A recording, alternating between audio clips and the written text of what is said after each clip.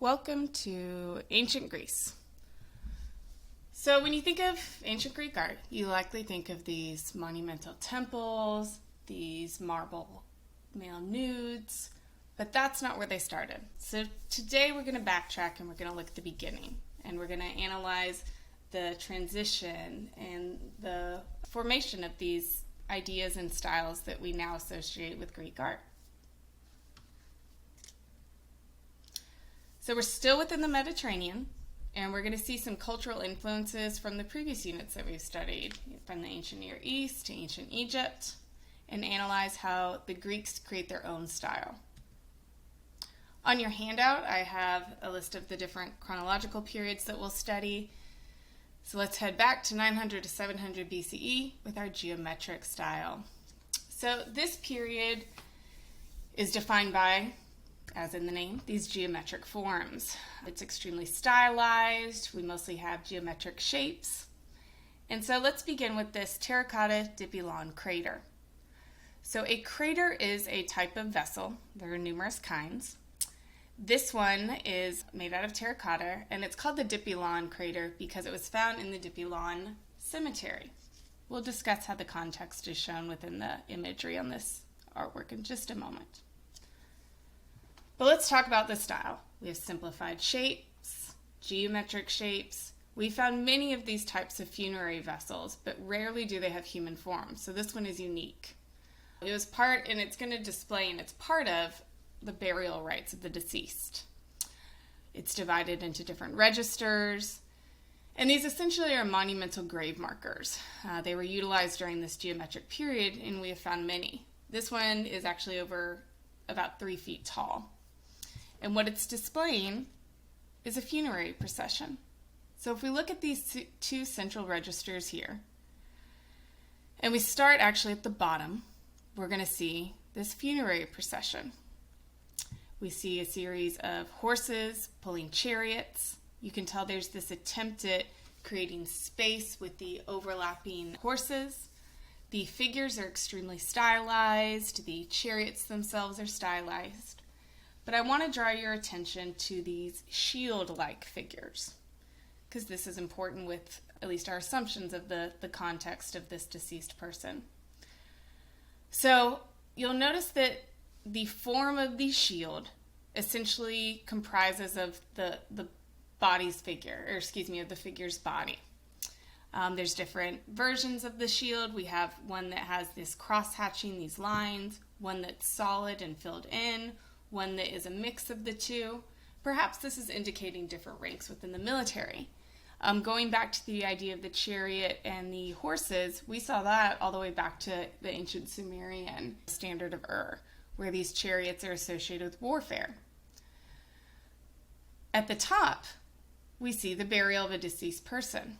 Now, based on this military theme on our procession, we can assume that maybe this deceased person was an important person in the military.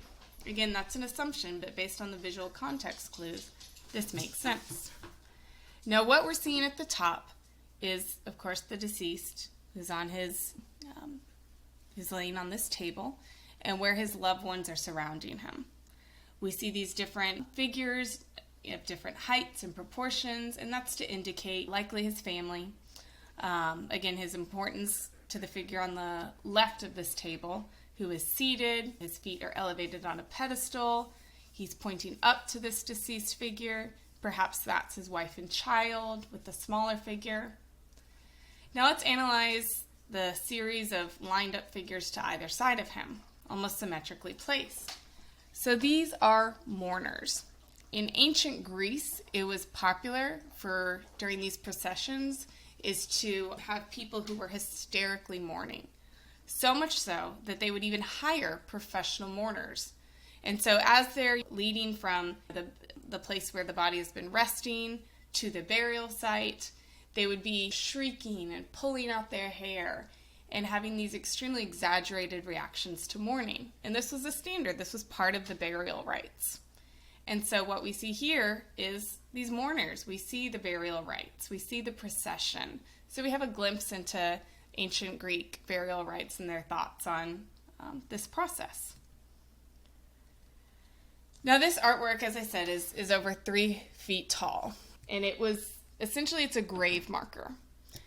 Now today we have headstones, and so these headstones indicate who was buried. There's usually some type of phrase to describe them. During this time period, here's the equivalent, where we see reverence for the deceased. And then another aspect of this idea of the afterlife and of the burial rites that we can compare today is how today you may bring flowers, fresh flowers, to the deceased's graves, perhaps on specific events or anniversaries. During this time period, a similar notion was in play, where this vessel was actually hollowed out and it had no bottom. So the bottom is just an opening, and it's placed on top of the grave of the deceased. And what they would do is they would pour sacred liquids into this, likely wine. And what that does is it seeps into the ground. So you're honoring the deceased. You're giving back to the deceased through this sacred action. So these are important for the funerary rites of the ancient Greeks.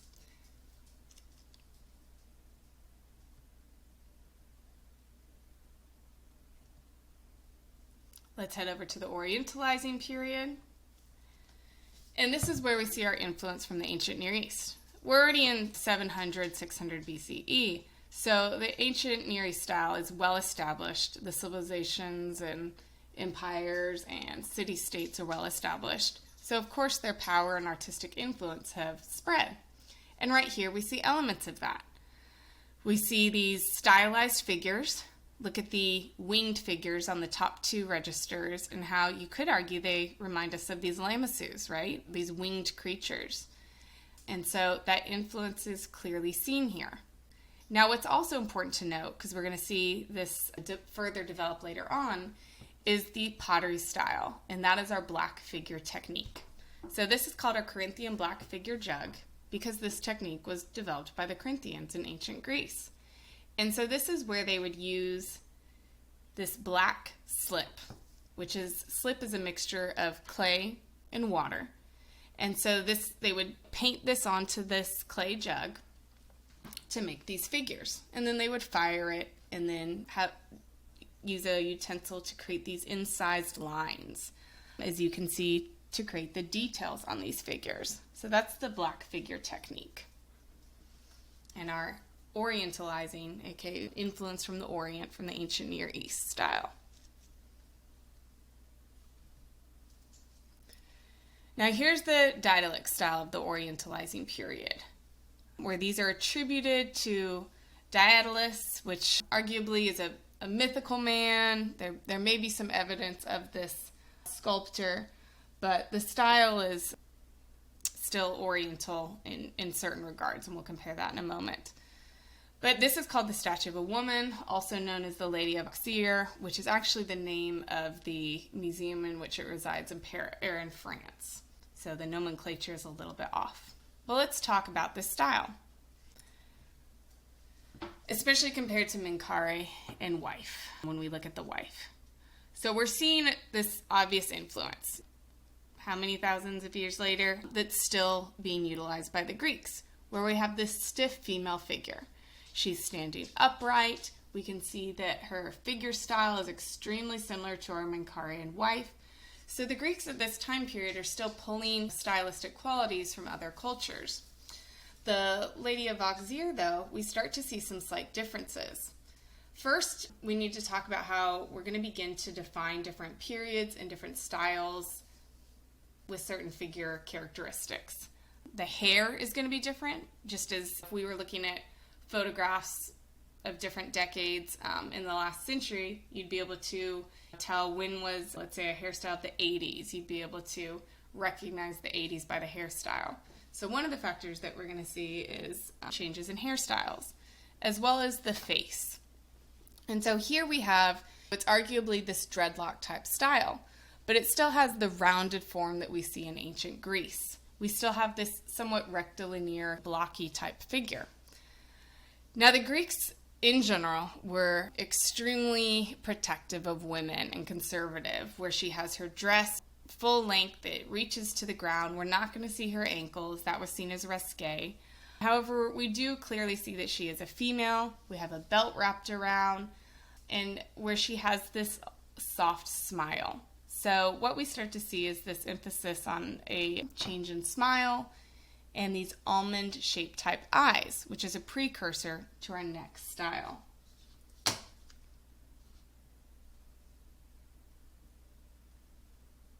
So here we have the Archaic period. Now the Archaic period, we transition into these more naturalistic figures. There's more of an emphasis on man. There's an increase in the artist's status. There's this focus on intellect. And artists are beginning to attempt to show more movement in life. We begin to notice and differentiate styles and periods, differences in hair, poses, eyelids, smiles, figure style, etc. And there's this interest in the human body and the potential of the human body. Our deities take on human form. There's no composite figures. And there's also an emphasis of intellect over enemies rather than just brute force and control. So when we compare that to the ancient Near East, remember we saw this shift in the idea of leadership become increasingly physical as each of these different city-states developed their military might. Then they displayed that within the figure styles of their kings, who were often idealized and muscular. Same with the ancient Egyptians. We're still going to see these muscular bodies, but there's more of an emphasis on intellect, that they aren't just defeating with brute force, such as these other areas of the world that we've studied, but they're also using their intellect, and that's what defines them over other cultures. So the Archaic period, you can define it by the archaic smile. So I lucked out in my early 20s with spending some time in ancient Greece and visiting their archaeological museum, where it's full of these archaic sculptures in various sizes. And so one of the ways to define and to recognize archaic art is this archaic smile. And essentially what this is they're trying to show vitality. They're trying to show life. So rather than just these static figures, instead we're starting to see this attempt at intellect of life. They're also defined by these almond-like eyes. We already saw an emphasis on the eyebrows. Think of the ancient Near East. So again, we're pulling elements that are familiar, but we're also creating our own in ancient Greece. And so here's an example, one of the kouros figures. There are many. This museum is filled with them of various sizes. Here's one of the larger ones. But here's the one we're going to study. This is the kouros figure from Attica, which is an area in ancient Greece. It's now located in the Met Museum in New York, which is somewhat slightly controversial because it was illegally transported out of Greece in the 19th century. So there's a lot of attention on this in the modern era with our question of provenance and background. So here we have our early archaic figure. So the way how you can recognize it is our almond eyes. We're going to see this definitive stance, and there's almost this dreadlock type hair. And we see this shift. We're going to see different forms of braids and curls and loose curls with hairstyles.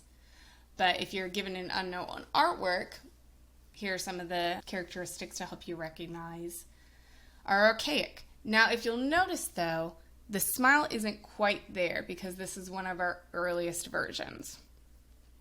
But here's our kouros.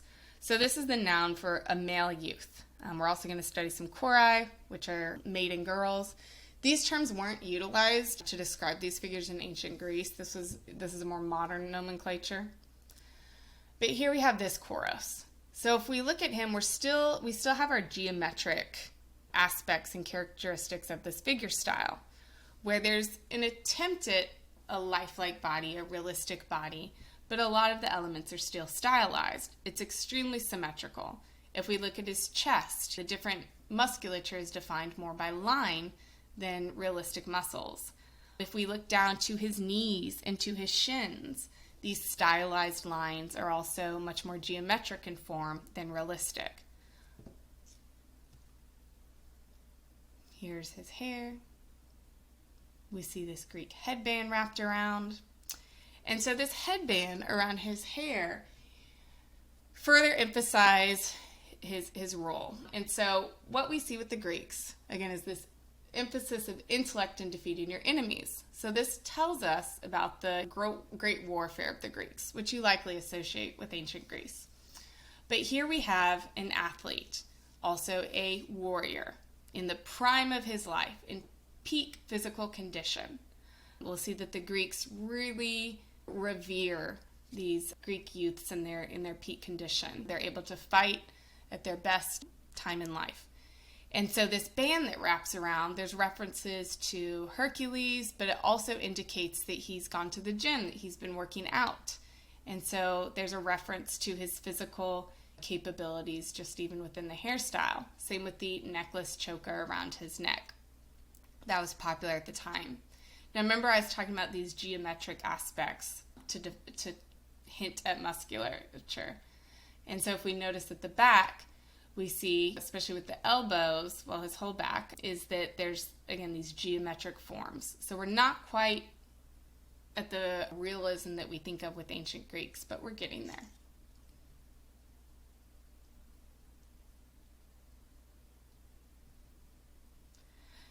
Now, if we compare this to Menkare's statue, we see the Egyptian influence. They're in almost exact same stance. I mean, even consider the fists that their hands are clenched in. They're standing upright, they're standing tall. Look at the shins, very similar. But what the Greeks start to do is this sense of movement, this sense of life. If we look at both of these figures in profile, we see that Menkare is essentially, I mean, he's standing upright, but he's essentially leaning into the wall behind him. The weight is in his back foot. But notice with our kouros how we see this sense of weight shift slightly forward. This is really important as we develop our style of ancient Greek art and create the dynamic figures that we associate with ancient Greece today. And so the weight has shifted. It's more evenly placed between both of his feet. We see him more centrally placed rather than leaning backward. So again, there's this attempt that artists are trying to create life. They're trying to show movement. Here we have a different frontal profile and back. And again, note that, as I've said before, the ancient, 9 times out of 10, you can bet that a structure or a sculpture from the ancient world was painted. We still have remnants of paint on these figures. So let's talk about the Anavysos kouros, ancient Greece. So here we are, at least stylistically, with our archaic style has been well established. We see our archaic smile, which indicates life and vitality. We see the almond-shaped eyes. We still see the dreadlock type hairstyle, but we do see these tight little curls on top with some type of cap or a headband where the hair has been smoothed out above it. But as you can see, there's this real development in the musculature. It looks extremely realistic. It's much more proportional. Rather than this extremely slim stomach, this is realistic. This looks like a real human figure. Again, at the peak of his physical fitness, where he is ready to defend his city-state. Here's from the back. Anavysos is this little village and a part of Attica of ancient Greece. However, recently, this artwork has come under fire for perhaps being a forgery. It was acquired in the 1980s. However, there's a question of its provenance. So that's a new vocab term, and I think I mentioned it earlier. But that is the clear history of an artwork, where you can, on paper, it's written where it came from, who owned it, etc., etc. So that's the history of the artwork, especially in terms of thinking of sales, where a buyer will want to know the exact history of where this came from, who owned it previously, etc. And there's some discrepancies with the provenance of this specific artwork. So some question whether it is a forgery. In fact, recently the Met has added the question of it being a forgery. It says, or perhaps forgery, on its museum label. but we're still going to utilize it in terms of the stylistic qualities that define our archaic art. It's part of the canon, and it does bring into question, or at least it's a good segue into discussing provenance and forgeries. So here we have a close-up, that archaic smile, that sense of life. Notice how the figure is still very rounded. We have these rounded cheeks, but the almond eyes. And there really is this sense of life.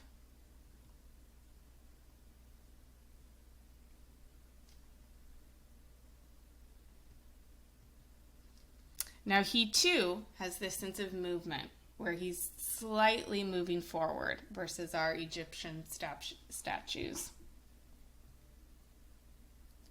Now I want to talk about the calf bear as well, Greek Archaic, 560 BCE, because we will reference this in some time, a later unit. So the calf bear was found on the Acropolis near the Parthenon in ancient Greece. It was buried. We'll get to that with our next lecture. But as you can see, we have some similar characteristics as our kouros. We see the defined musculature. It looks extremely realistic, his figure style, his proportions. There's this, we understand even with the missing legs that there was this sense of movement where his weight is equally distributed between both legs.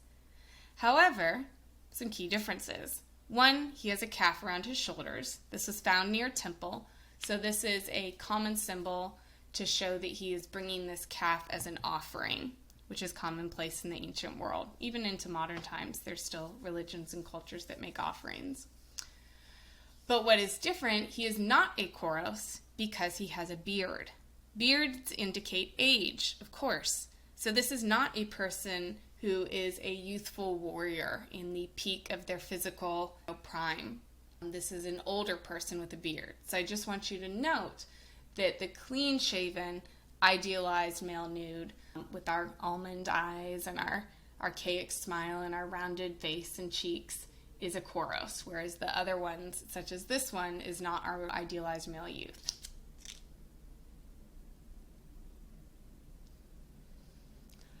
Geometric, orientalizing, archaic. So let's talk about our females. So here is our kouros, and as you can see, we have the name of the artist. So again, the status of the artist is becoming more important. You'll notice throughout this handout that there are many artists attributed with artworks. They're signing their names. They're proud of their artwork. They're more respected. Their status has risen. They're experimenting with life, with movement, with vitality, with realism. And so let's look at this one. Here's our female. There's an argument that it's perhaps Persephone. She's the goddess of the underworld because her other name was kouros, and she's associated with the pomegranate fruit. So if you'll notice, this kouros is holding this tiny little seed, and many argue it is the seed of a pomegranate. So let's look at the sense of movement, or excuse me, our colorized version. Again, they all would have been colorful, so almost to the point of gaudy, lots of reds, lots of yellows, etc., etc. She would have had her jewelry highlighted, etc., to show her importance. But if we compare her to Our Lady of Auxerre, we see this slight difference with this attempt at life and the movement, at least with her arm.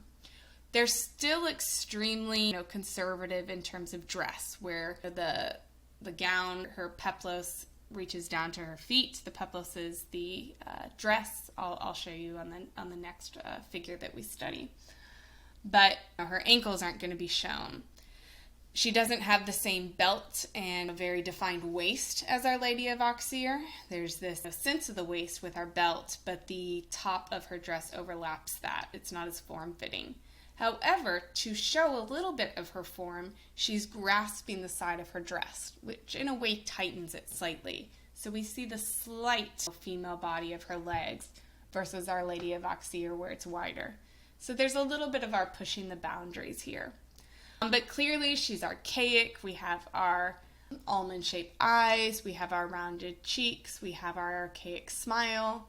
As you can see, she has these dread-like locks hanging down, but the tightly curled style on the front of her face like we saw with our male figures.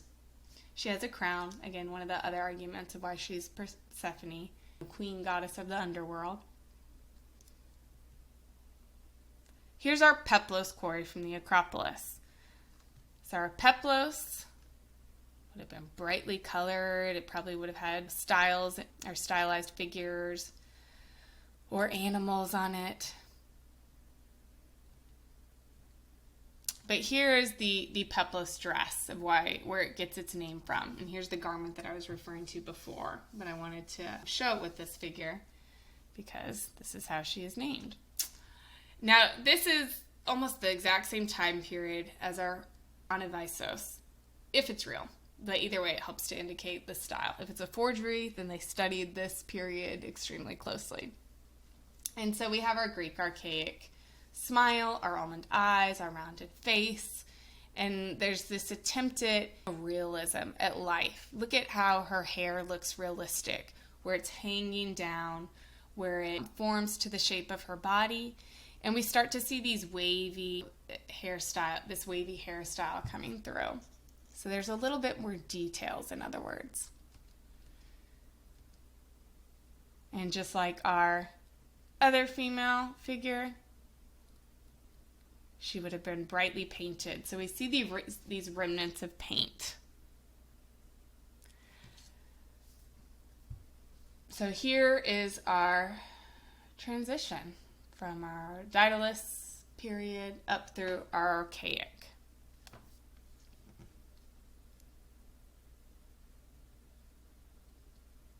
I forgot to mention, so our peplos quarry, her left arm is missing.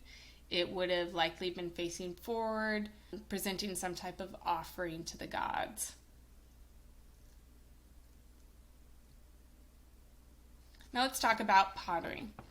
So we briefly discussed the black figure technique, but now we have the invention of the red figure technique, which allows for so much more detail. And so here's Ezekias, who is likely the creator of this red figure technique. And this is Achilles and Ajax playing a dice game. So what we're looking at is either side of this vase and where he's showing off his creation. This is called a bilingual vase, where it's showing both the red figure and the black figure technique. So clearly he was extremely talented. The details of his black figure technique here on the left are extraordinary. Look at their cloaks. Look at the details of their bodies. And so this was where you used this slip, which is a clay and water mixture, and you painted it on to create the figures and the different, such as the spheres and the table in which they're playing. And then you would carve in and incise the details. But he created the red figure technique. At least that's what we understand on the right. However, before we go into the red figure technique, let's talk about the story of this. So this is Ajax and Achilles, and they're playing a dice game. This is a really popular scene. Again, our Greeks are about intellect rather than just brute force. So you've likely heard of Achilles. And here he is shown not in battle, not in warfare, not it is doing something physical. Instead, he is using his intellect with his best friend, his counterpart, in which they are playing this dice game. So here is where we have a scene that helps us to understand the values of ancient Greece, where they're focused, they're thinking. In many other pottery versions of this scene, they also even have like thought bubbles or commentary bubbles where they're discussing who won the dice game, etc. And so you can see some of the Greek writing around this. But again, they're holding their spears, and their shields are behind them, so there's a reminder of who they are, which would have been recognizable by the ancient Greeks. But again, the focus is on the intellect. So let's talk about the red figure technique. It's basically the opposite of our black figure technique. Here they're using this black slip for the background, and for the details. And all the red space is the natural clay. It's not colored. They're using fine brushes instead of incised lines. So this really allows for more detail. The figures look much more realistic rather than stylized in geometric details. So compare the two scenes here. Notice the differences of details.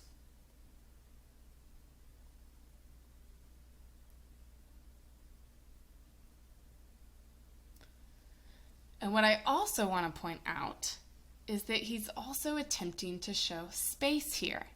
Compare to the left to the right. He's showing off.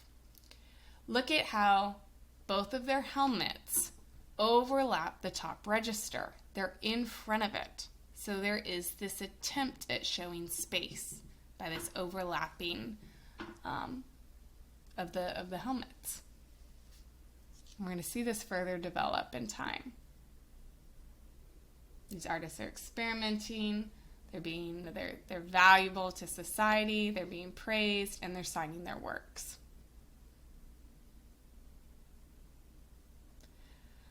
This is an amphora. We studied a crater, but you can tell by the large handles on either side.